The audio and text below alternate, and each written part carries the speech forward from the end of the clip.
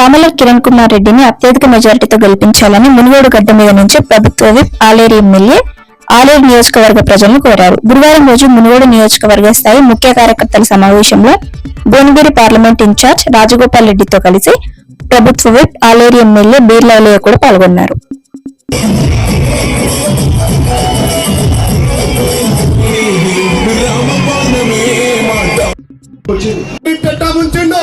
ఎంతో మంది రైతులను పట్టాలు పెట్టుకుంటూ పొద్దుపుట కుస్తాన్ పెడుతున్నాడు.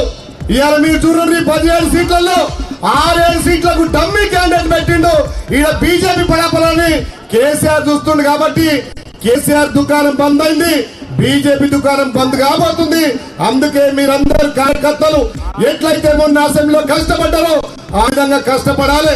గౌరవ ముఖ్యమంత్రి రేవంత్ రెడ్డి గారి నాయకత్వాన తల్లి సోనియమ్మ ఇచ్చినటువంటి అమరస్తం 6 గ్యారెంటీలు ఇప్పటికే 6 గ్యారెంటీలు అమలు చేస్తున్నాం.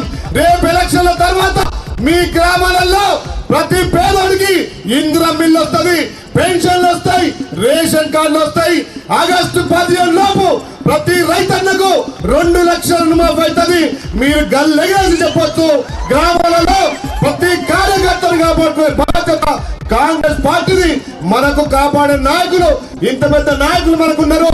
ఈ 5 సంవత్సరాల్లో ఆలేరు ఇక్కడ ఉన్నటువంటి నియోజకవర్గాల్లో ఖచ్చితంగా ప్రతి కార్యకర్తను అక్కడ కింద కాదు మీద కూర్చోబెట్టే బాధ్యత మేము తీసుకుంటాం. రేపు స్థానిక సంస్థల్లో సర్పంచ్ గా, ఎంపీడీసీగా, జెడ్పీడీసీగా, జెడ్పీ చైర్మన్ గా నిలబెట్టి మీకింతో అంత ఆర్థికంగా సాయం చేసి గెలిపించే బాధ్యత మేము తీసుకుంటాం. కాబట్టి ఇది మా ఎన్నిక కాదు, మనందరి ఎన్నిక. మనం క్యాండిడేట్ లెక్క ప్రతి బూత్ లో భారీ మెజార్టీ దిశగా తీసుకురావాలి. ఎవరు అధైర్యపడద్దు. కాంగ్రెస్ పార్టీ మన కొండంత అన్న ఉంది.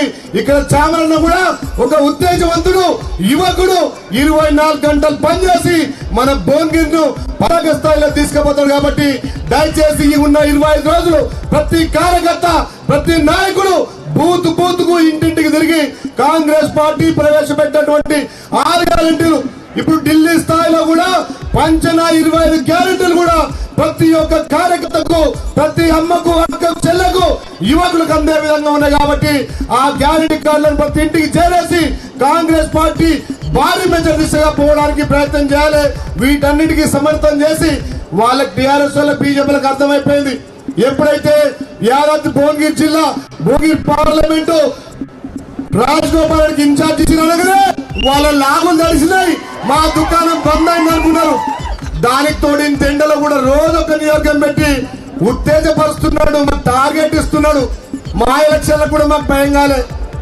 అంటే ఏ నియోజకం మేజెట్ వస్తుంది, మేమెక్కడ ఇంకా పడుతున్నాం అని చెప్పి మేమే కష్టపడాల్సిన